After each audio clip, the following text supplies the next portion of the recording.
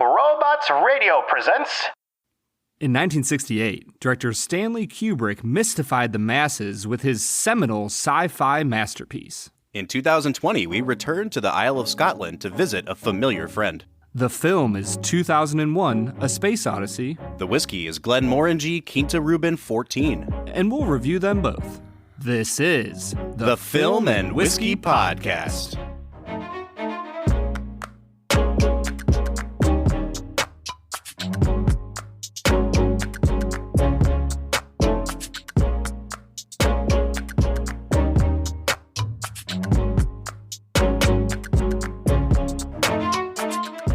Welcome to the Film and Whiskey Podcast, where each week we review a classic movie and a glass of whiskey. I'm Bob Book. I'm Brad G. And this week we are looking at the 1968 sci-fi classic, 2001, A Space Odyssey. And we're joined this week by one of our favorite guest hosts. We've got Jordan McCain in studio with us today. Jordan, how's it going, man? I am extremely nervous. Uh-oh. Well, guys, maybe we should get all our cards out on the table up front. In the history of the Film and Whiskey Podcast, Brad has explained this many times to our listeners. I basically put this list together. I have dictated what movies we would watch on the Film and Whiskey Podcast. And so most of the movies have been movies that I like. However, I am in a very small minority of people who have never been able to get behind the film 2001: A Space Odyssey. It just continues to baffle me and anger me and frustrate me every time I watch it. And it's a movie that is considered, by many, one of the top 5 films ever made. And guys, I have to be honest with you, I just don't really like this movie. Yeah, Bob, I'm right there with you. This is a very interesting movie, to say the least. But as I was getting through it, I did have the sense going into it, Brad, you better get ready because this is an art house film. So, going into it, I kind of knew what I was getting into. So I think that helped me withstand some of the stranger things that happen in this movie. But I'm going to agree with you, Bob. This is a difficult movie to get through. Yeah, and the funny thing is, you call it an art house movie, and I understand why you're saying that, because it really is this sort of abstract, hard to grasp movie. But it's not like art house in the sense of it being low budget and obscure. This was a big budget movie produced by a huge movie studio, MGM, featuring a director who had had commercial success, who was one of the more well-known directors in Hollywood at the time, Stanley Kubrick. And this movie was a big risk for the studio to take. And it wasn't like it was just this movie that they released with no fanfare. It was a big release for this studio. Bob, I don't think you understand art house. Art house isn't about the money. It's about the lifestyle, okay? You might actually be foreshadowing a lot of our conversation here today, Brad, because the frustrating thing about 2001 for me is the more I try to find people defending it and explaining why it's a great movie, the more I find people really taking a super pretentious attitude about this movie. I think the frustrating thing with this movie is its fans. Because even those who say things like, I understand why people find this movie boring, they have an implicit sort of way of arguing, which is, well, but this movie's not supposed to be entertaining. If you're able to just shut off that part of your mind and enter into the philosophy behind the movie, and it always assumes that, as a viewer, you're missing something, you're not understanding something, and it's their job to explain to you that it's a fault in you and not a fault in the movie. And this movie is one that I keep going back to as an argument that, yes, you can understand exactly what was intended by a movie, or at least have a valid interpretation of the movie, and just not like it, and that's okay. And I think 2001 fans can't put those two things together. Yeah, you guys are skyrocketing my anxiety, because this is exactly why I have studied films at least a little bit. And one of the first things you come across is the divisive nature of this movie, how big it was leading up to it, how people looked forward to the premiere, how in a lot of ways, and I know we'll talk about this, but in terms of special effects and things like that, it was pretty stunning for the time period. But then to also read the contemporary reviews of people, very famous people who just walked out of the film. They're just like, this movie is boring and I don't get it. Some of them being major movie stars. I just am so fascinated by the way that culture or different cultures or different groups of people have picked up this film and heralded it in different ways. And I've seen how rabid's not the right word, but rabid the fan base could be when you begin to critique it, like the number of movies, the number of articles, the number of documentaries that are just about this film is pretty astonishing to me personally. Yeah, I think that's a great point, Jordan. And we probably shouldn't go any further without getting into our favorite segment, which is called Brad Explains. I'm really looking forward to Brad's explanation of this movie because this is going to be a hard one to pin down. Brad, will you explain to our listeners, many of whom probably haven't seen this film, the plot of 2001? Bob, I'd love to. I think what I'm going to do for this movie is I'm going to break it up into 3 parts. So the first part of this movie opens, and the title card is The Dawn of Man. And you see these early ape people that are more monkey than not, but, that's pretty obvious that they're actors. So they definitely have some human-like features. And it shows them kind of, scrabbling by a existence in prehistoric humanity. And the defining feature of that scene is when they find a foreign object. It's very clearly not a natural object, and it's this large black monolithic stone that you see them kind of go up to curiously like an animal would, and they finally touch it. And it seems to lead to them having some sort of knowledge of how to use weapons. In the scene following that, you see, the main leader of the monkeys. He takes a big femur bone of an animal and starts hitting other things with it. And that's that. You see them kind of fight and slowly start to gain dominance because of this object that they interacted with. It then moves way, way, way, way, way into the future, and you see a scientist flying on a space shuttle up to the moon. Through a few small conversations, you find out that the Earth has delved deeply into space travel, that we have colonies on the moon, and that he is traveling to a specific American colony that has gone dark over the past month or so. And when he arrives at the space colony, lo and behold, up there on the moon, they have uncovered another black monolithic stone that is exactly like the one that they found in the Dawn of Man. And thus ends the first third of the movie. The second third of the movie is spent with the crew of the ship Odyssey. They are traveling to Jupiter, and they are accompanied by a computer system called HAL 9000. And in this segment of the movie, you have a deep sense of unease as you feel like there's more to the story that's being told, that HAL 9000 has a darker, more ominous purpose. And throughout this part of the film, you slowly realize that Hal thinks himself to be much smarter, much more intelligent, and that he doesn't need the humans to complete, the mission that he's been sent on. And so HAL 9000 kills 4 out of 5 members of the crew, and the final member of the crew, Dr. Dave Bowman, he is able to shut HAL 9000 down, and he learns that they had found this alien object on the moon, and that the alien object sent a radio signal to Jupiter, and that is why he's being sent to Jupiter. And thus ends the second third of the movie. And then in the final third of the movie, which is probably about 30 minutes long, you get beyond Jupiter and into the infinite masses. And at this point, the movie goes full art house. You are treated to all sorts of almost kaleidoscopic space travel montages. You see a lot of different landscapes in almost like film negative colors. And then you have an ending scene that I don't even know how to describe, but you see the main character, Dave Bowman, get older and older and older, and eventually he turns into a space baby. And that is the story of 2001: A Space Odyssey. The really funny thing about it is that, Brad, it's not like you were describing things in a facetious way. Like, the way this movie ends is with a giant fetus in utero floating through space overlooking the Earth. And there is no explanation for it. You're just looking at a giant space baby.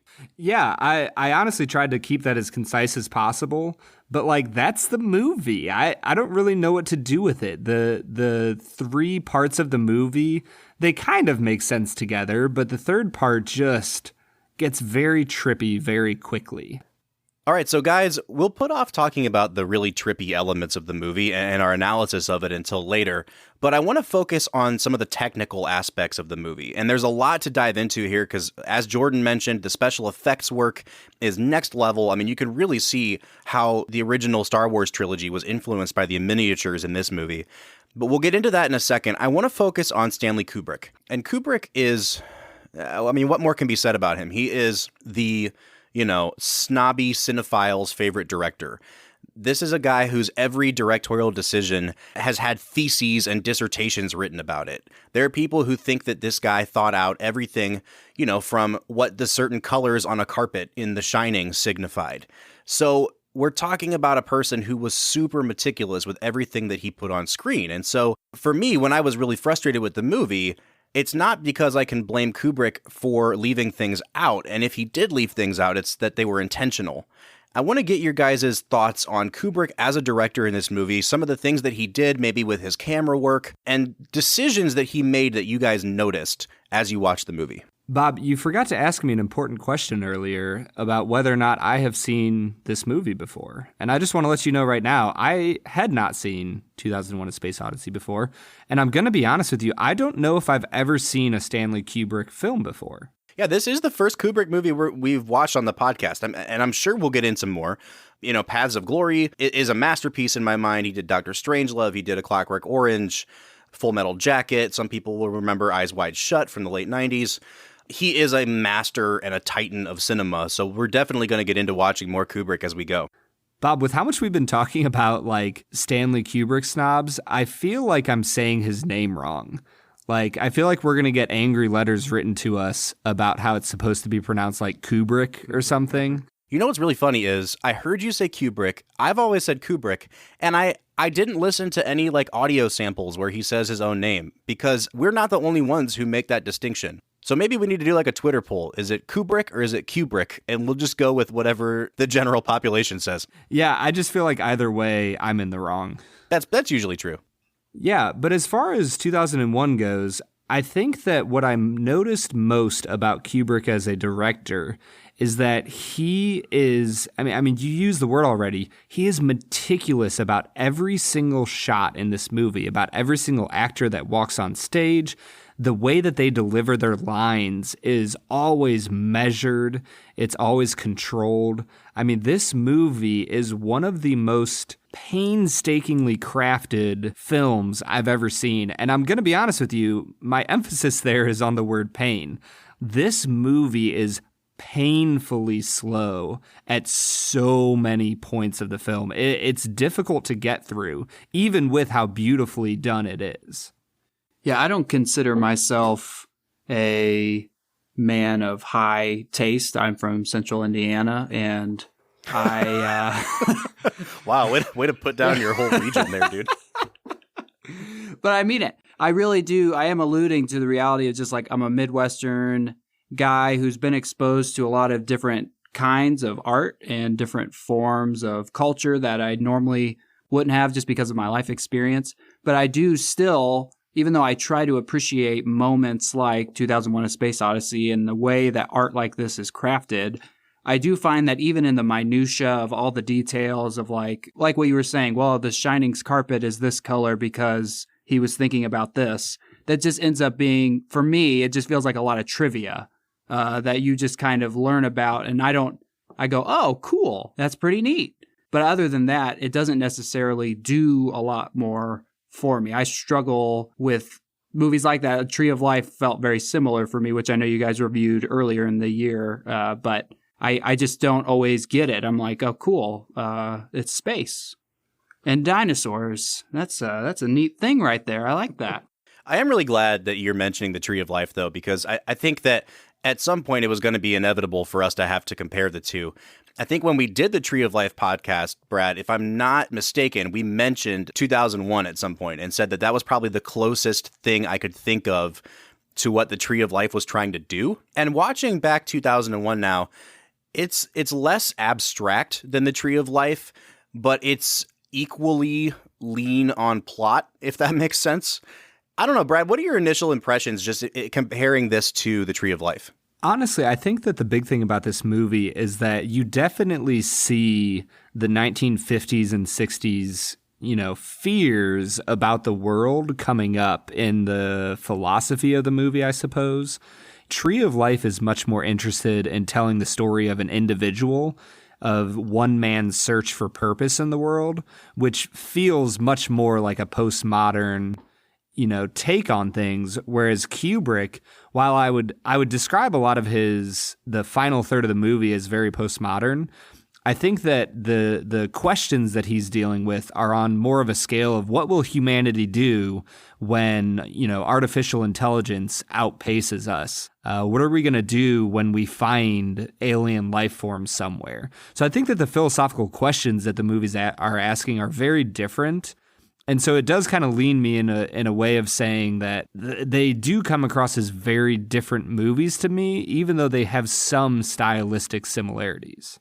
Well, and they're two different genres too, right? Like science fiction, though at the time in movies wasn't nearly as well defined until after 2001: A Space Odyssey, which it seems like in terms of history really opened the door for people to write more stories like this. The predominant themes of science fiction is like cynicism, apocalyptic, worldviews, a view of humanity that's very bleak. And I would say in terms of theme too, even if stylistically they're really similar, I will say at least about the Tree of Life, it seems a lot more optimistic about the eventual outcome of what humans are going to be able to do or what they're going to be able to achieve. And 2001 does not seem that way at all. All right, so I want to take a step into the technical side of the movie. And one thing that I really noticed was how predictive this movie was of how technology was going to develop over the course of the next 50 years. Because, for the most part, there are a couple things in this movie that I would consider dated. But for the most part, a lot of this is still very easily digestible for audiences in 2019 in terms of the way they use their technology and equipment. And when you think about the fact that none of this equipment or technology actually existed in 1968, and Kubrick was basically just making it all up, it's kind of incredible to think about the way that our smartphones and our tablets and our touch screens have all evolved in a way that kind of mirrors what we're seeing in the movie 2001. Did you guys pick up on some of that? Yeah, Bob, I really did. I don't know if this is reductionistic to say, but I feel like this is a theory I've had for a long time. And so it's one of those things where I go, was it Stanley Kubrick's imagination that really brought us some of the modern amenities that we have? Because if the people who watched this movie growing up as kids became scientists, became researchers, became the people who were making stuff up, well, they already have in their imagination what they think the future is going to be like. Yeah, I think that's a really good point. Is it just that Stanley Kubrick predicted things, or were people so influenced by this movie that they purposely designed them to look like 2001? And I do think in either case, though, it says a lot about the influence of this movie as opposed to any other science fiction, vision of the universe. We did not get a future that looks like the Jetsons. We got a future that looks like 2001. And this movie went a long way towards kind of legitimizing the genre of sci-fi for film. Before this, it was really just kind of this escapist adventure, alien stories, kind of cartoony in the way that they were portrayed. This is one of the very first movies that I think you could call like hard sci-fi. And Brad, I know you're a big fan of science fiction. Could you tell as you were watching it that this was like a milestone movie? Yeah, this movie is a game changer. You see its influence in so many things, the most obvious being Star Wars.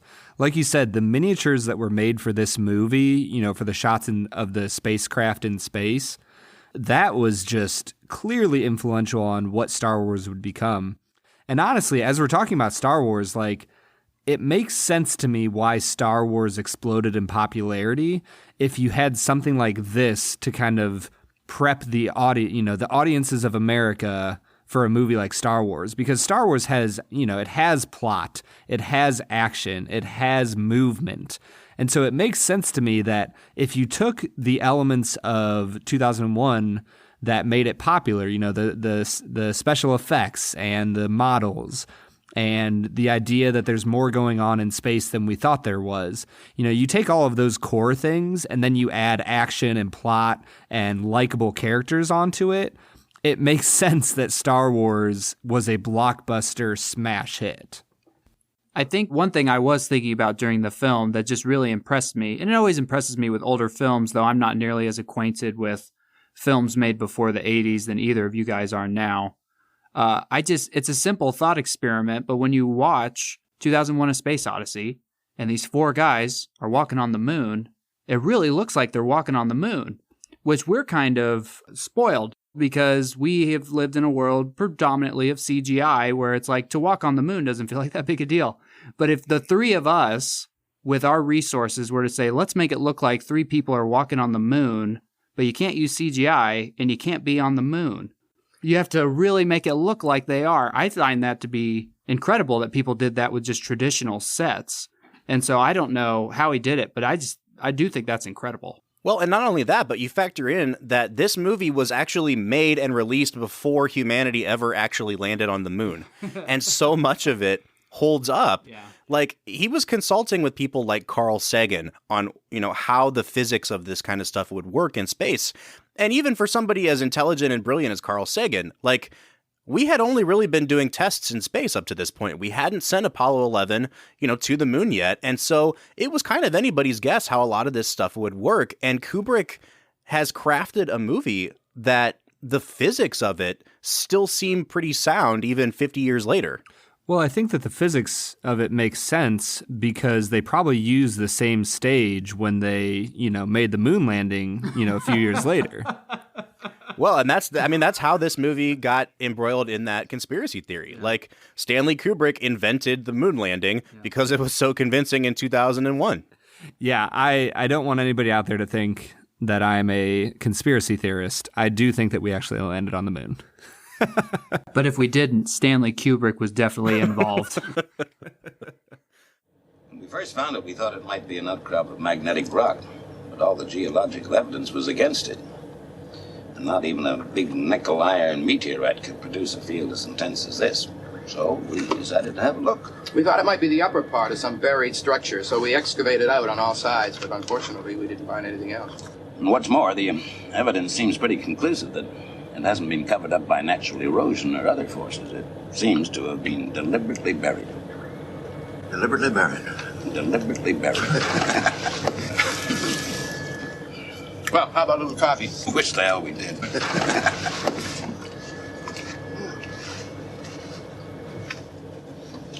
I don't suppose you have any idea what the damn thing is, huh? Deliberately buried. No, the only thing we're sure of is it was buried 4 million years ago. Deliberately buried. Deliberately buried.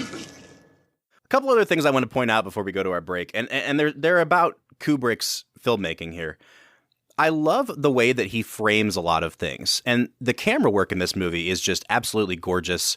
I was thrown off sometimes by the huge steady cam or stationary like vistas we get and then cutting to the handheld. That was a little weird. It had that documentary feel to parts of it. But there's a scene where Dr. Poole comes out of the pod before Hal turns the pod on him and kills him. You see that Dr. Poole is getting ready to like exit his pod, and then we cut to the inside of the ship where Dave Bowman is watching him. And then we get this incredible shot that's like, from Bowman's point of view, you see that he's been watching a monitor, and you only see what's happening outside through this like security monitor. And so first of all, super ahead of its time just in depicting security monitors. But secondly, Kubrick is directing all of our attention to like this one small part of the screen and showing us really important like narrative information that we have to watch through basically security cam footage. And I'm watching scenes like this play out, and nobody at this time is making directorial decisions like that. And I'm thinking to myself, even as a guy who doesn't really care for this movie, that the filmmaking of this film, it's 40 years ahead of its time. Yeah, and one thing that I really noticed was that in a movie that is, like you said earlier, Bob, it is very lean on the plot part of a film. One thing that I liked is that he showed you a lot of the technology without ever having dialogue that had to explain it. You know, you didn't get somebody saying, oh, well, we've reverse engineered gravity, so now we can do this thing in outer space. you just get a shot of the main cabin in the Odyssey, and you see the guy running around it. And you kind of understand that, hey, they're able to do this thing. Or I don't know if you guys liked this or not, but when they first go to the trip to the moon and they show the stewardess bringing him, some food or a pen or whatever, and they zoom in on her feet as she walks by and it says, like no slip shoes or, whatever it says about them sticking. And I'm like, that was a really cool shot to show like how they're able to walk with zero gravity. There's no dialogue. You didn't have to explain it. You just saw one quick shot and now you know what's going on. I love the way he explains technology in this movie without dialogue. Yeah, the setup for all the space stuff it really is mind-blowing. The attention to detail is crazy. And even like if you notice on the side of the ship that's going to the moon, it says Pan Am. Kubrick even predicted that we would be branding things in space. And it's not heavily leaned into. No one's talking about like, welcome aboard Pan American Airlines. Like there's no huge sales pitch or anything like that. It's just to the characters in the movie, it's blasé. It's like, yeah, of course, Pan Am owns this space shuttle that's taking me to the moon. And for him to just kind of add that bit of texture into those scenes that are introducing us to space, it really does make it feel like a lived-in world. All right, well, guys, we've talked a lot about the technical aspects of this movie.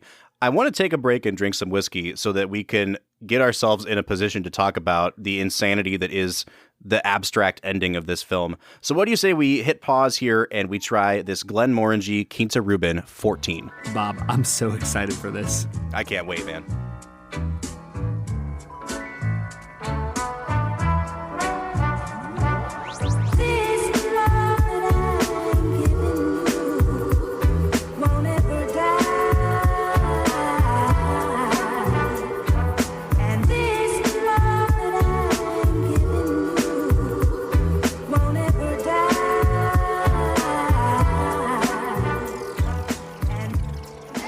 All right, so today we are checking out Glenmorangie Quinta Ruban 14. Now, last season, if you remember, Brad and I worked our way through a sampler of Glenmorangie scotches, which was still probably the best value we've ever gotten in terms of a product, because it gave us 4 different weeks worth of whiskey, and it was only $25. And our favorite whiskey out of that sampler, and what ended up being our number 1 whiskey of season 1, was their Quinta Ruban. And that was a 12-year scotch that was actually a port cask finish. And we really loved the 12-year. Brad happened to find a bottle of the next expression of it, which is it's the same whiskey, but it's a 14-year whiskey. And we figured we owed it to Film and Whiskey Nation to give this a try and see if it's as good as that wonderful, wonderful Quinta Ruban 12-year.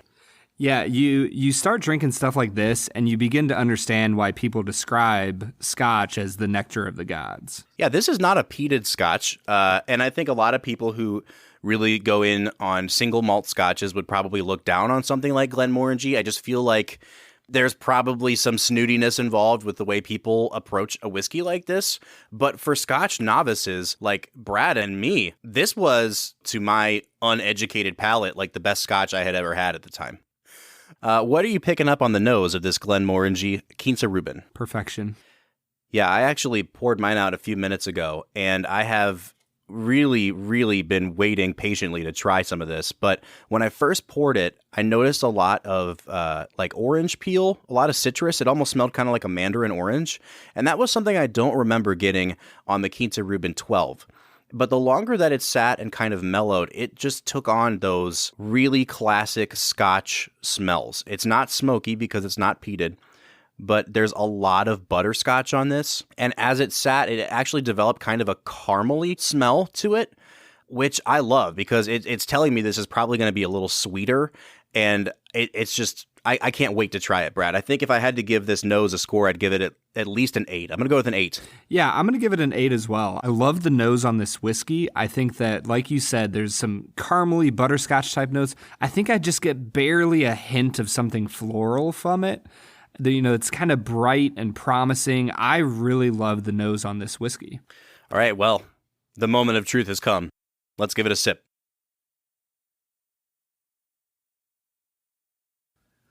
Oh, yeah. Yeah, this is really sweet. I like it a lot. It's butterscotchy. There's a slight burn. Like the alcohol is definitely present, but not overpowering. I'm When you kind of kick it to the back of your palate, I got quite a bit of fruit. I don't know if I could necessarily describe what specific fruit it is. It's definitely a little citrusy, but it never loses those great butterscotch sweet tones all the way through. It's almost like toffee. It's really, really wonderful.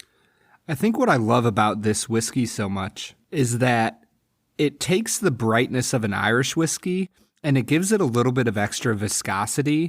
You know, like when it first touched my lips, it almost had this like honey quality to it that was partnered by a fascinating palate. I mean, you just have a lot going on. It's nice and sweet, but you also have notes of salt and flowers. I really like this whiskey. I'm going to give it a 9 on the taste. I'm going to give it a 9 as well. You know, and I don't want to get too far ahead into the finish, but on the very end of the taste, as you get into the finish, it really does kind of present some of those woody notes from the barrel. It's a little dry, but it's not overwhelmingly bitter. And I really like that it takes you from that very, very sweet note up front all the way to getting some of those woodier notes on the back. It's a really smooth transition. I think if I had to give the finish a score to couple my 9 with the taste, it would be an 8.5 on the finish. I think it's really velvety. It's not overpowering. It's not super bitter. It doesn't last a long, long time, but it does have a lasting impression. So I'm going to go 8.5 on the finish.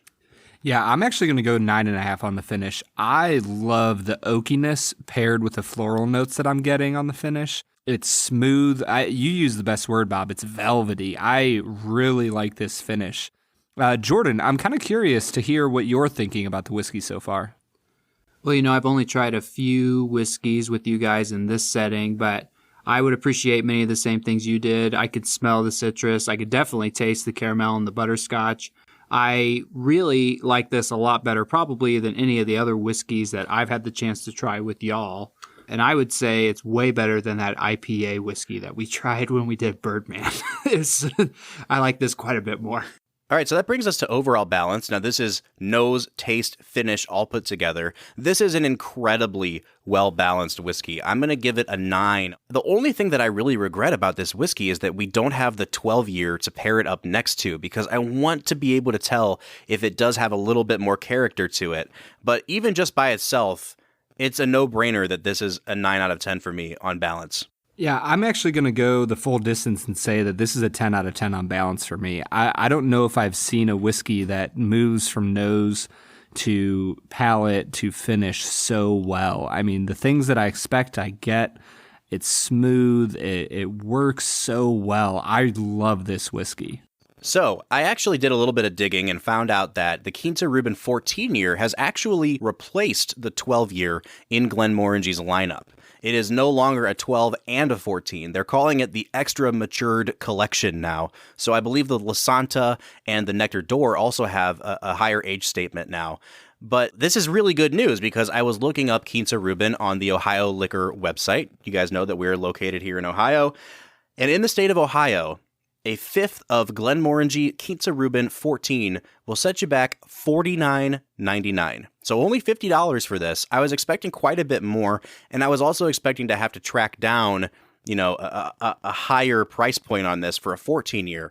But no, it's the same price it was before, and you're getting 2 more years of aging out of it now. Brad, it's pretty rare for me to do this, but I think it's a no-brainer. This is a 10 out of 10 on value. Yeah, it's obvious. I mean, if you want a well-balanced, tasteful scotch that's just going to knock your socks off every time, and then you told me that I'm going to pay $50 for it, that is a deal beyond deals. You know, and unfortunately, we are basing this off of other scotches, not whiskey in general. Now, would I pay this if you called this a bourbon? Sure. Like, it's still a really good whiskey all around. But, you know, bourbons are going to cost less. For scotch being $50, man, this is a great deal. Glenmorangie says that the extra 2 years of aging bring out deeper flavors, this is their quote, of orange and dark chocolate for a bolder, velvety whiskey. I'm actually really glad that some of those notes came out on our tasting. I wasn't expecting to see them say that it brings out orange, and we definitely picked up orange, and we both used the word velvety to describe it. So I'm really pleasantly surprised that we were picking up what they intended us to pick up on it, on our palates. I cannot recommend this whiskey highly enough, it's going to bring me out to a 44.5 out of 50. Brad, what's your final score on this? I'm two higher than you. I'm at a 46.5.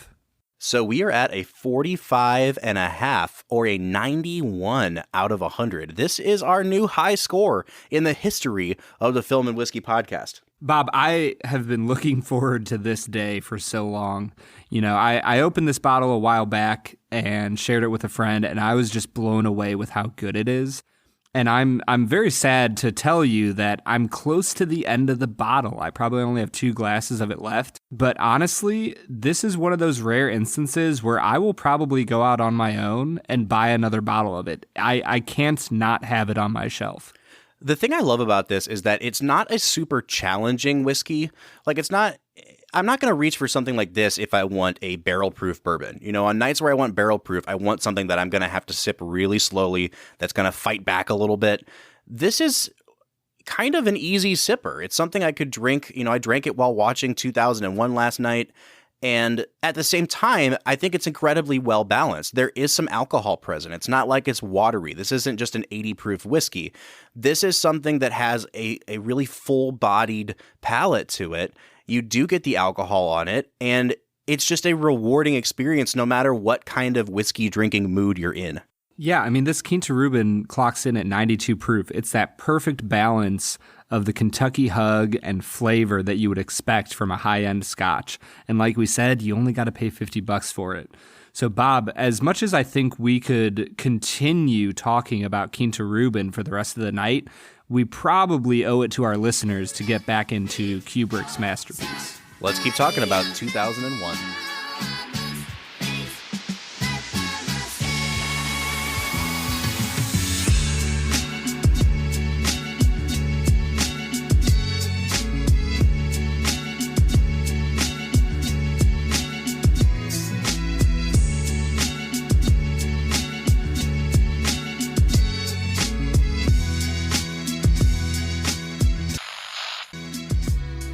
All right, so that was Glenmorangie Quinta Ruban 14, our new high score in the history of the Film and Whiskey podcast.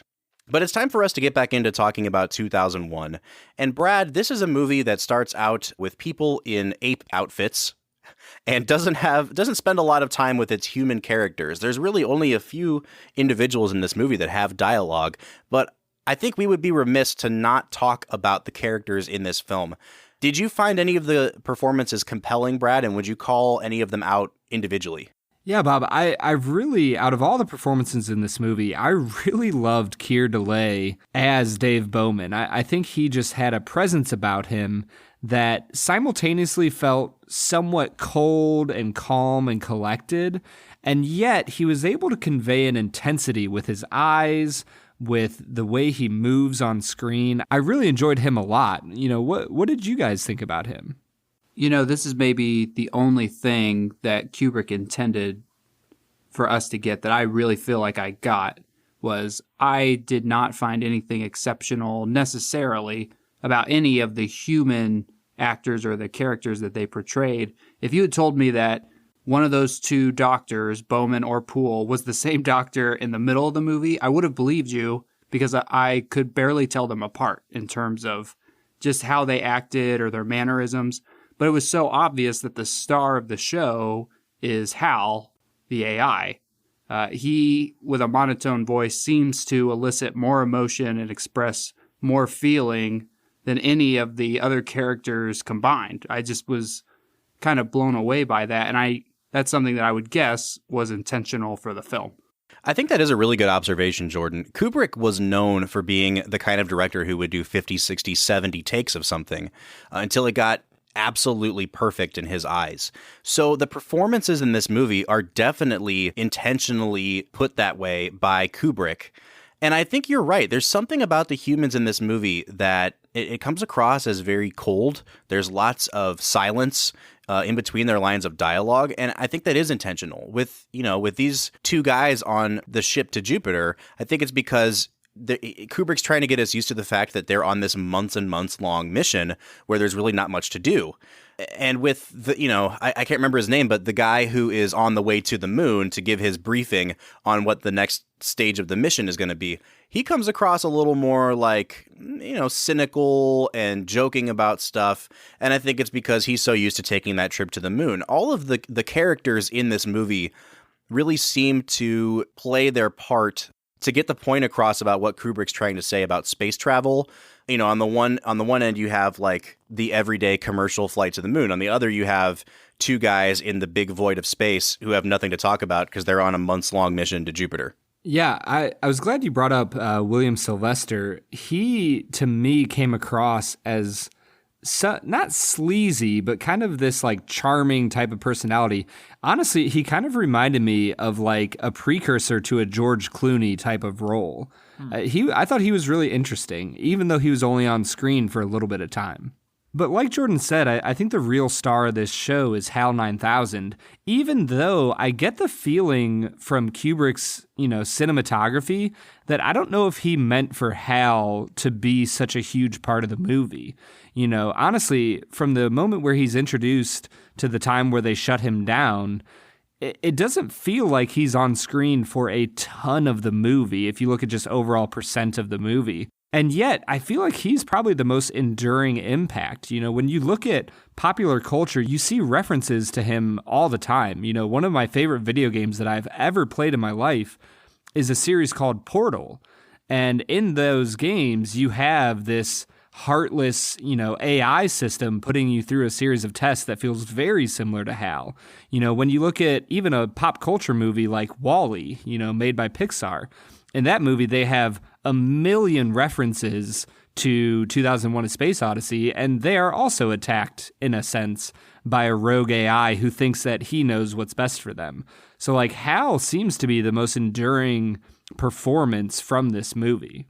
Yeah, it definitely carries a lot of pathos with it. Even though he is this monotone sort of robot, the sequence where Dave, goes into the control room and starts removing his memory kind of bit by bit, it is kind of heartbreaking to listen to this computer slowly waste away and die. And I think that might actually be the most human moment in the movie. And the irony is that it's coming from this computer. Good afternoon, gentlemen. I am a HAL 9000 computer. I became operational at the HAL plant in Urbana, Illinois on the 12th of January, 1992. My instructor was Mr. Langley, and he taught me to sing a song. If you'd like to hear it, I can sing it for you. Yes, I'd like to hear it, Hal. Sing it for me. It's called Daisy. Daisy, Daisy, give me your answer, do. So, guys, I want to run something by you real quick, and I think I might be in the minority when I say this. I'm in the minority on everything when it comes to 2001. But on this watch through, I think I realized that I really like the first half of this movie a lot better than I like the last half of the movie, which is really interesting because you don't get to the Jupiter mission until almost exactly the halfway point of the film. And so almost everything that people remember from this movie is that sort of middle section where we're on the ship to Jupiter. And yet I thought Kubrick did a much better job setting up the movie and getting us to the moon, and you get the sort of suspense foreboding of them uncovering the monolith on the moon. And then as soon as we get to the spaceship going to Jupiter, I think the movie really starts to kind of grind to a halt. That's where I really started to feel the pace of the movie. Brad, you talked about how unbearably slow it was. And I think that's where it started to catch up with me. I don't know, if you guys had to split the movie kind of into first half, last half, which did you find to be more compelling? Well, I honestly think that the thing I found most interesting about the film is that the first part of the movie, the dawn of man, up until the point where they start the moon mission, so the whole historical part feels completely unnecessary. And then after he defeats Hal and, goes on the space trip. And, and I mean that as a double entendre.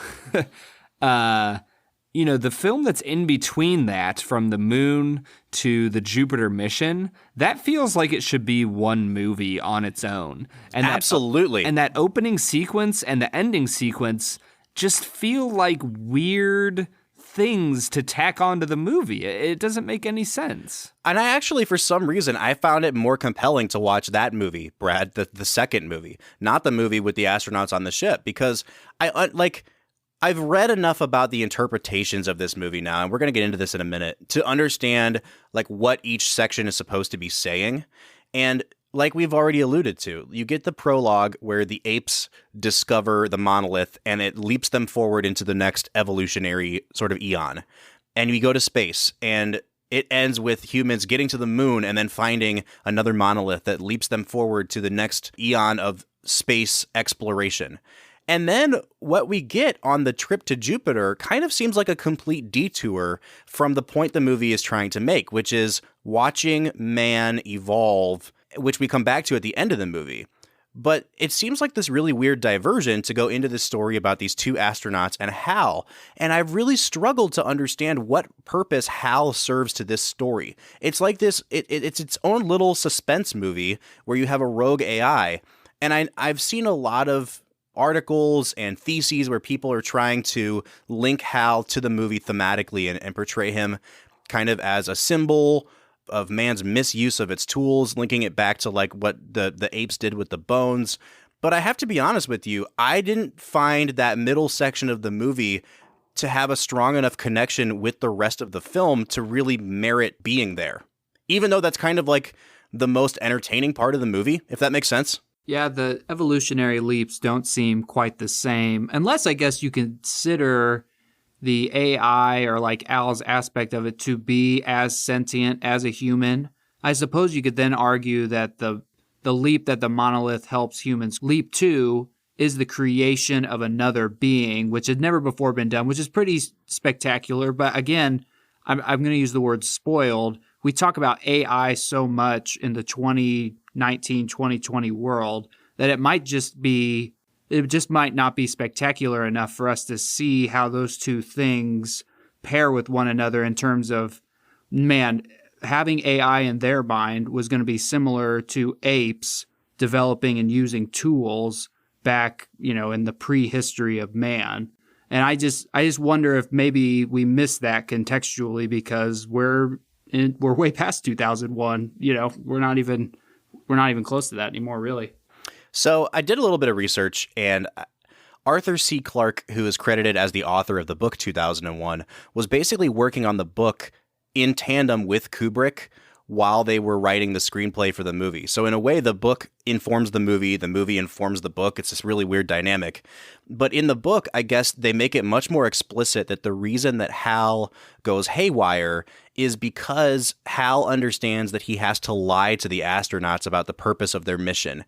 And because Hal computers are known for being perfect, he doesn't know how to handle lying to someone, and that sets him off into miscalculating that antenna was going to go faulty, which eventually leads Hal to a state of fearing for his life when they realize Hal might be going haywire, and that's what leads him to murder. Do you read me, Hal? Affirmative, Dave. I read you. Open the pod bay doors, Hal. I'm sorry, Dave. I'm afraid I can't do that. What's the problem? I think you know what the problem is just as well as I do. What are you talking about, Hal? This mission is too important for me to allow you to jeopardize it. I don't know what you're talking about, Hal. I know that you and Frank were planning to disconnect me, and I'm afraid that's something I cannot allow to happen. Hal's actually a much more sympathetic character in the book. And I think that's one of the weird things with this movie for me is that there's a lot that Kubrick leaves up to interpretation, but then I feel like there are also just big gaps in the movie where we don't understand motivations. And I feel like there are just huge deficiencies in the script from a storytelling standpoint. Yeah, I would agree, Bob. I think that Kubrick is one of those directors that, like you said earlier, the plot of this movie is not really there at all. There's not much going on. And that's one reason why I feel like the whole HAL 9000 storyline, I don't know if Kubrick meant to make that a big deal. I feel like for him, there was other things going on. But the problem is, when you're a director that gives you barely any dialogue and he just gives you shot after shot of nothing happening or very small things happening, it's just hard because how are you supposed to make up a story out of that? And you end up attaching to certain things that I don't know if he meant for you to attach to. Well, I would push back on that, Brad, because all of the research that I've done on this movie indicate that like he actually did mean for us to have that attachment. But I think you're still right because he doesn't seem to spend enough time emphasizing that it's important. And I think that's why it came across as like accidental to you. It's in this weird medium of like, it seems important, but we're not really getting a lot of clarification about why it's important. And I think that's one of the big frustrations with this movie for me is I already alluded to the fact that people who are appreciators of this movie really like to think that anyone who doesn't like it is just incapable of grasping what it's supposed to be about. But for me, I think that there are just big gaping holes in the movie. And it just has happened to become one of those movies that everyone has decided is super deep and that any deficiency in the movie is actually just a place where the director is leaving it up to our interpretation and you can make of it what you want. And it turns this movie into like a big Rorschach test. And I really hate that because I don't mind ambiguity, but when I think what I'm seeing on screen is actually just flaws in storytelling, that's where I start to get frustrated. You can't just explain away a lot of this as, oh, it's abstract art and you can read into it whatever you want. I actually think that there are just parts of this movie that are deeply, deeply flawed. What makes us, I wonder, though, I think we all would point to a piece of art that has some level of, like what you're saying, as ambiguity that we could even title mystery. And I wonder what's even causing fans of this film. I wonder what they see in it that causes them to allude so much to mystery. They so much can't let it go because it's so special to them, and it creates so much emotion in them that they're like, no, it has to be mystery or what? Like what? I would just have to wonder what this film does for them that other things doesn't do. I think that's kind of interesting, I guess. So we talked about this a little bit with our top 5 biggest letdowns of the decade, Brad. And I mentioned why The Wolf of Wall Street was one of my biggest letdowns. Martin Scorsese has kind of ascended into like the pantheon of directors who are just never questioned. And I think that with a movie like The Wolf of Wall Street, people like me who thought that it was a legitimately not great movie are written off as, well, you're just not getting what Scorsese was trying to do. And I see the same thing with Kubrick, where he is such a perfectionist that everything you see on screen is deliberate. And people don't leave open the possibility that, yes, maybe it was deliberate and it also fails at being good. And it's the same thing I see with Scorsese, which is like we've written off the possibility of him ever making a bad movie. And I think that whenever we're talking about human beings making art, you have to leave open the possibility that maybe it is a brilliant, genius filmmaker and he or she just made a not good movie. And that's kind of where I fall on 2001. Yeah, I mean, it's the idea that Da Vinci at some point in his life painted something that wasn't great. Mozart at some point in his life composed something that wasn't perfection. And we have to be okay with that if we're going to idolize these people. Obviously, we spent the first half of this episode talking about a lot of the things we actually liked about this movie. But I think it's okay to recognize that your favorite authors, filmmakers, sports players, whoever, they have flaws. They're not always perfect. So with that in mind, I want to get to our final scores, and I want to hear whether or not you guys would recommend this movie. Yeah, Bob, coming to the end of this movie, I think that if the movie was just what I described earlier about the moon mission turning into the HAL 9000 story, I think I might give this like an 8 out of 10. It's interesting, it's fun, it's suspenseful. But when you tack on The Dawn of Man and Beyond Jupiter, if you will, this movie just struggles. Like you said, Bob, it gives it a mixed story. I don't know exactly what Kubrick is trying to tell us or what message he is trying to send. I'm going to give this movie a 6 out of 10. I think it's well made. I think it's interesting. I think he's got a lot going for him. But the storytelling is flawed, and it struggles to tell a cohesive story. And when you are going to be this experimental and art housey, if you will, I think you need to wrap the story up much better than Kubrick does. Yeah, I know that there are people in my life that I admire who can watch movies like this and think about them contextually and can say, man, like I can really imagine myself in 1968, and this is pretty astounding. I'm not typically one of those people. I'll say that I liked it a lot more than I expected to, even with its reputation and the things that I knew about it.